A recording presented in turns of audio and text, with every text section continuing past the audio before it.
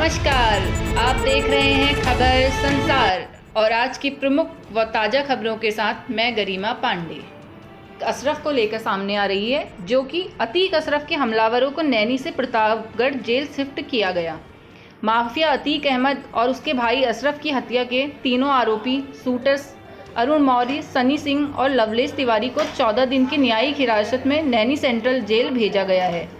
Naini jail में अतीक का बेटा अली अहमद कैद है। ऐसे में गैंगवार के खतरे को देखते हुए अतीक अशरफ के तीनों शूटर्स को प्रतापगढ़ जेल में शिफ्ट किया गया है। मनीष सिसोदिया की कस्टडी कोर्ट ने एक बार फिर बढ़ाई। दिल्ली के शराब घोटाले मामले में जेल में बंद दिल्ली के पूर्व डिप्टी सीएम मनीष सिसोदिया की कस्टडी कोर्ट ने एक बार फिर बढ़ा दी है। मनीष अब 27 अप्रैल तक ईडी और 29 अप्रैल तक सीबीआई की हिरासत में रहेंगे। देश में कोरोना ने बढ़ाई टेंशन। दिल्ली में 4 मरीजों की मौत। बंगाल में मास्क पहनना जरूरी। दिल्ली, महाराष्ट्र समेत देश के कई हिस्सों में रफ्तार पकड़ने लगा है कोरोना। राजधानी दिल्ली में नए केसों का आंकड़ा 5000 के करीब पहुंच गया है। वहीं पंजाब और हरियाणा में भी केस बढ़ने लगे हैं। उधर पश्चिम बंगाल में सीएम ममता ने कोविड की गाइडलाइंस का सख्ती से पालन करने की कानूनी जरूरत नहीं। मिलते हैं कई फायदे। लोन में निभाता है अहम भूमिका। टैक्स पेयर्स के लिए इनकम टैक्स रिटर्न भरना सिर्फ एक कानूनी जिम्मेदारी नहीं है, इसके कई लाभ भी मिलते हैं। आप समय पर इसे जमा करते हैं तो आपको इसके कई सारे फायदे मिल पाएंगे। पेनल्टी और ब्याज से बचने के लिए समय पर इनकम टैक्स रिटर्न फाइल करना ज़रूरी है। इस काम को तय अवधि के दौरान नहीं किया गया तो 5000 तक का जुर्माना लग सकता है। जीएसटी जीडीपी के बाद अब महंगाई पटरी पर। इस महीने अब तक की एक के बाद एक अच्छी खबरें सामने आई हैं। टैक्स कलेक्शन के आंकड़े भी रिकॉर्ड दर पर पहुंच गए हैं।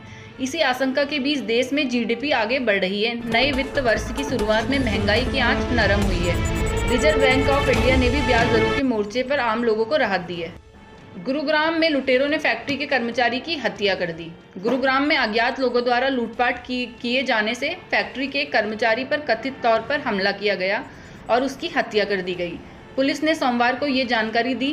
पुलिस ने बताया कि बिहार के नालंदा निवासी जिंदर सिंह रात को रविवार को सेक्टर 37 में एक खून से लथपथ पाया गया।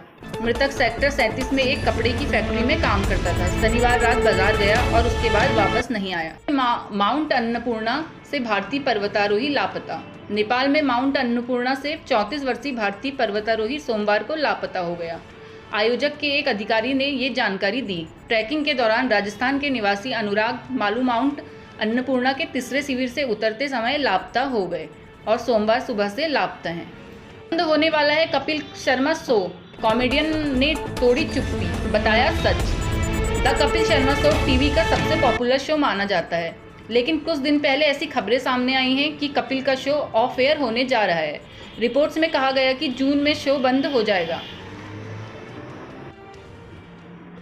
अब कपिल ने फाइनली शो के खत्म होने पर चुप्पी तोड़ी है।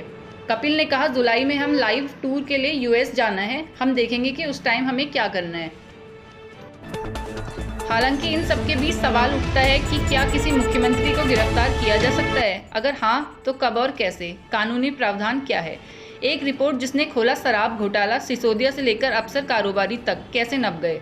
दिल्ली के मुख्यमंत्री अरविंद केजरीवाल कैसे हेडक्वार्टर से निकलने पर क्या बोले। कारोबारी कोड ऑफ सिविल प्रोसीजर की धारा 135 के तहत प्रधानमंत्री, केंद्रीय मंत्री, लोकसभा और राज्यसभा के सदस्य, मुख्यमंत्री, विधानसभा और विधान परिषद के सदस्यों को गिरफ्तारी से छूट मिली है। ये छूट सिर्फ सिविल मामलों में है, क्रिमिनल मामलों में नहीं। इस धारा के तहत संसद या विधानसभा या विधान परिषद के किसी सदस्य को गिरफ्तार या हिरासत में लेना है तो सदन के अध्यक्ष या सभापति से मंजूरी लेनी होती है। धारा ये भी कहती है कि सत्र से 40 दिन पहले, उस दौरान और उसके 40 दिन बाद तक ना तो किसी सदस्य को गिरफ्तार किया जा सकता है और ना ही हिरासत में लिया जा सकता है। इतना ही नहीं, संसद परिषद या विधानसभा परिषद या विधान परिषद के अंदर से भी किसी सदस्य को गिरफ्तार या हिरासत में नहीं ले सकते, क्योंकि अध्यक्ष या सभापति का आदेश चलता है। क्रिमिनल मामलों में ही हो सकती है गिरफ्तारी।